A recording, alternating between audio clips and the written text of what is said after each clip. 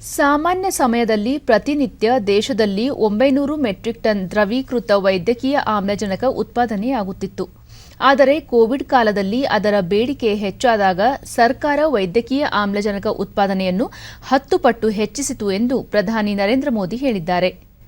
ಉತ್ತರಾಖಂಡದ ರಿಷಿಕೇಶದಲ್ಲಿಂದು PM CARES ಅಡಿಯಲ್ಲಿ 35 ರಾಜ್ಯಗಳು ಮತ್ತು ಕೇಂದ್ರಾಡಳಿತ ಪ್ರದೇಶಗಳಲ್ಲಿ 35 ಪಿಎಸ್ಎ ಆಮ್ಲಜನಕ ಘಟಕಗಳನ್ನು ದೇಶಕ್ಕೆ ಸಮರ್ಪಿಸಿದ ಅವರು, ಆಮ್ಲಜನಕ ಉತ್ಪಾದನೆಯನ್ನು 10 ಪಟ್ಟು ಹೆಚ್ಚಿಸುವುದು ಯಾವುದೇ ದೇಶಕ್ಕೂ ಊಹಿಸಿಕೊಳ್ಳಲೂ ಆಗದ ಗುರಿಯಾಗಿದೆ. ಆದರೆ ಭಾರತ ಇದನ್ನು ಸಾಧಿಸಿ ತೋರಿಸಿದೆ ಎಂದು ಹೇಳಿದರು. ವೈದ್ಯಕೀಯ ಆಮ್ಲಜನಕ ಉತ್ಪಾದನೆಯ ಜೊತೆಗೆ ಅದರ ಸಾಗಣೆ ಕೂಡ ಕಷ್ಟಕರ. ಇದನ್ನು ಸಾಮಾನ್ಯ ಟ್ಯಾಂಕರ್ಗಳಲ್ಲಿ ಸಾಗಿಸಲಾಗುವುದಿಲ್ಲ. ಅದಕ್ಕೆ ಪ್ರತ್ಯೇಕ ವಿಶಿಷ್ಟ ಟ್ಯಾಂಕರ್ ಅಗತ್ಯವಿರುತ್ತದೆ. ಭಾರತ ಇಂತಹ ಸವಾಲುಗಳನ್ನು ಸಮರೋಪಾದಿಯಲ್ಲಿ ಸಮರ್ಥವಾಗಿ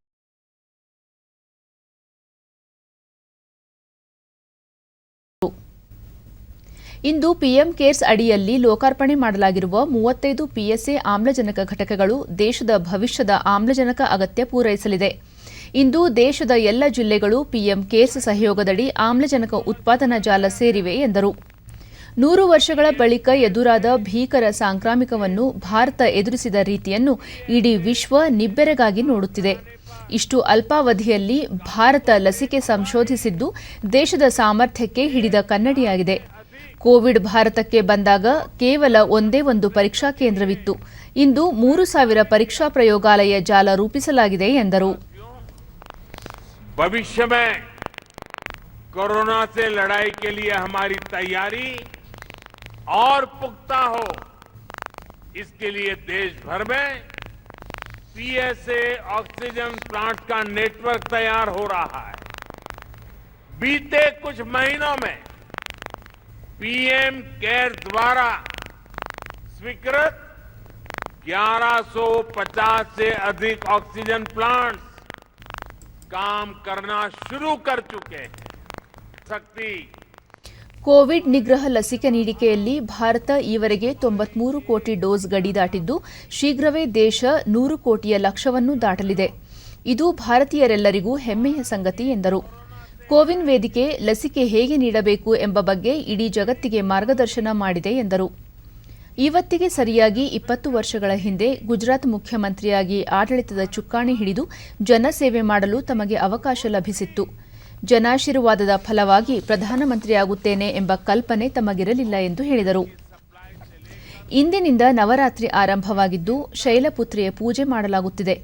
ಮಾತೆ ಶೈಲಪುತ್ರಿ ಹಿಮಾಲಯದ ಪುತ್ರಿಯಾಗಿದ್ದು ಈ ಪವಿತ್ರ ತಪೋಭೂಮಿಯಲ್ಲಿರುವುದು ತಮ್ಮ ಸೌಭಾಗ್ಯ ಎಂದರು.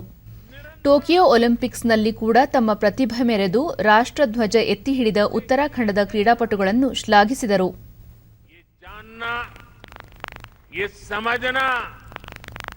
हर देशवासी के लिए बहुत जरूरी है. ऑक्सीजन की चुनौती का मुकाबला करने में अब देश और देश के अस्पताल पहले से कहीं ज्यादा सक्षम हो रहे हैं. साथियों, ये हर भारतवासी के लिए गर्व की बात है कि कोरोना वैक्सीन की 93 करोड़ डोज लगाई जा चुकी है. बहुत जल्द हम 100 करोड़ के आंकड़े को पार कर पाएंगे और पार कर जाएंगे. भारत ने कोविन प्लेटफॉर्म का निर्माण करके पूरी दुनिया को राह दिखाई है कि इतने बड़े पैमाने पर वैक्सीनेशन किया कैसे जाता है. साथियों, सरकार के मुखिया के तौर पर पहले मुख्यमंत्री और फिर देश के लोगों के आशीर्वाद से देश के प्रधानमंत्री पद पर पहुंचना, इसकी कल्पना मैंने कभी नहीं की थी. 20 वर्ष की ये अखंड यात्रा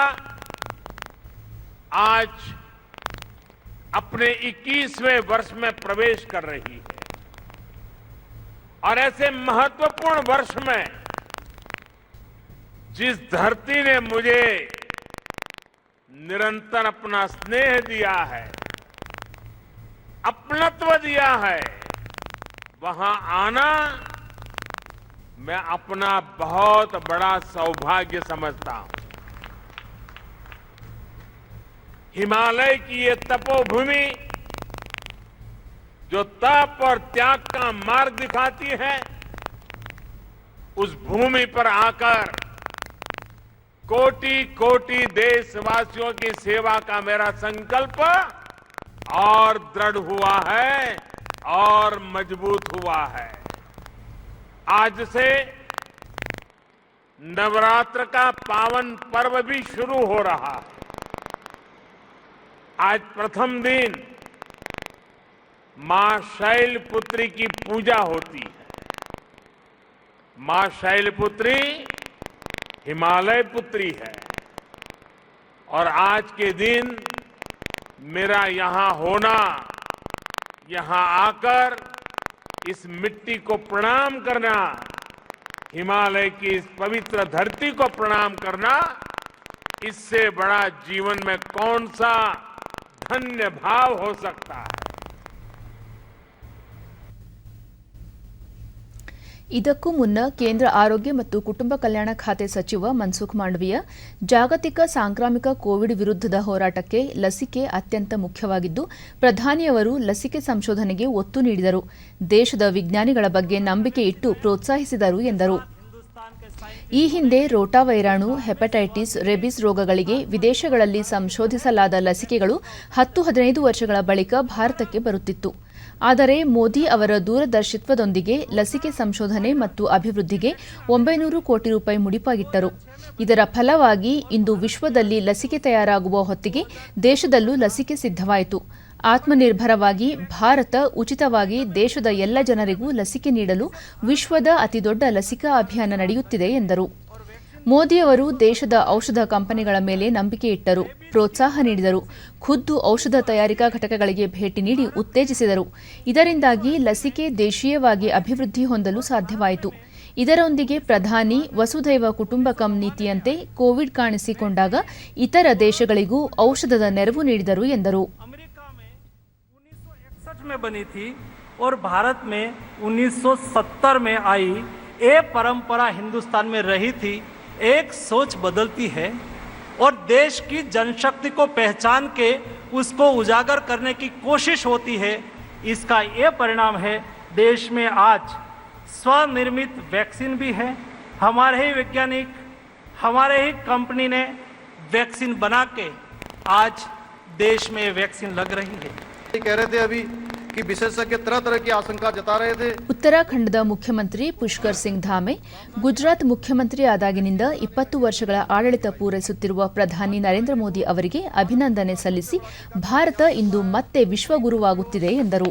वैक्सीन उपलब्ध कराने का काम भी हो रहा है. सैनिकों के प्रति आपका सम्मान जग जाहिर है. हमने देखा है कि एक मुख्यमंत्री के रूप में या प्रधानमंत्री के रूप में आप हर बार अपनी दिवाली, होली और सारे त्यौहार जो सैनिकों के बीच मनाते हैं. निश्चित रूप से उत्तराखंड एक सैनिक बाहुल्य प्रदेश होने के नाते हर उत्तराखंड वासी के मन में आपके लिए एक अलग प्रकार का विशेष स्नेह है. इसके साथ ही मैं हृदय से आपका आभारी हूं. आपने मुझ जैसे एक सैनिक पुत्र को उत्तराखंड के मुख्य सेवक के रूप में काम करने का अवसर भी दिया है. महोदय, आज का दिन ऐतिहासिक दिन है. आज आप एक लोक सेवक और प्रशासक के रूप में